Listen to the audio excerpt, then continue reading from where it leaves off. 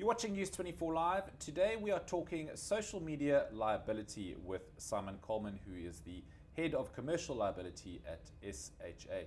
Simon, thanks so much for coming in this morning. A very interesting topic this. Thanks, and social media, a big part of our lives these days. 2015, social media accounts grew in South Africa by 20% to 11.8 million. So that can either work in your favor or, as you know, to your disadvantage. What can you tell us about risk management in this space? Yeah, look, I mean, where we're coming from at SHA, it's really about, can a client be sued for something? Liability insurance responds where there's some kind of threat of litigation.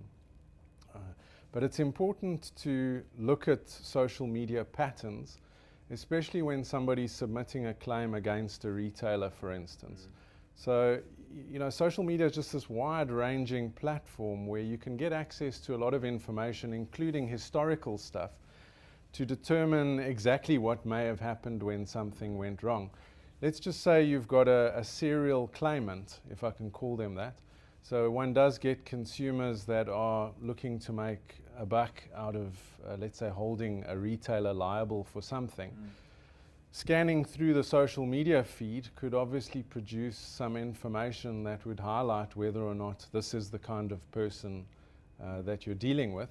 We incidentally do insure businesses against social media fallout, where an employee may have said something. So we don't defend the employee that made the comment, but we'll try and defend the company if they're somehow dragged into something because of a remark that an employee made.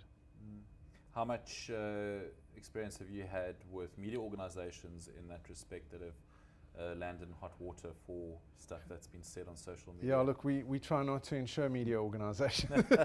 You're too risky. I'm just kidding. We've had quite a bit of experience with that sort of thing. I mean, we always used to look at publishing businesses from a defamation and copyright perspective, something in print, really. But that's all shifted. So we really are looking at online and social media as the core part of those businesses now. And then ensuring that the social media responses are sort of carefully considered and that kind of thing, because a lot of the time it is that sort of knee-jerk reaction, oh shucks, probably shouldn't have said that, delete the tweet, but it's already been screenshotted somewhere else. So I mean, it's pretty permanent. It is, and I think a lot of businesses have learnt about this the hard way, and one really needs to have the right people. If it's a company account, then that role needs to be fulfilled by somebody that really does represent the brand. People tweeting from their personal accounts, obviously it's more difficult to control that from the company's perspective, other than, as I said, referring it back to some kind of human resources or disciplinary code. But certainly the people that are monitoring and managing the company's profile really need to have a clear idea of what their mandates are, what the overall strategy of the business is, and that will filter through to as high up as the board in the company.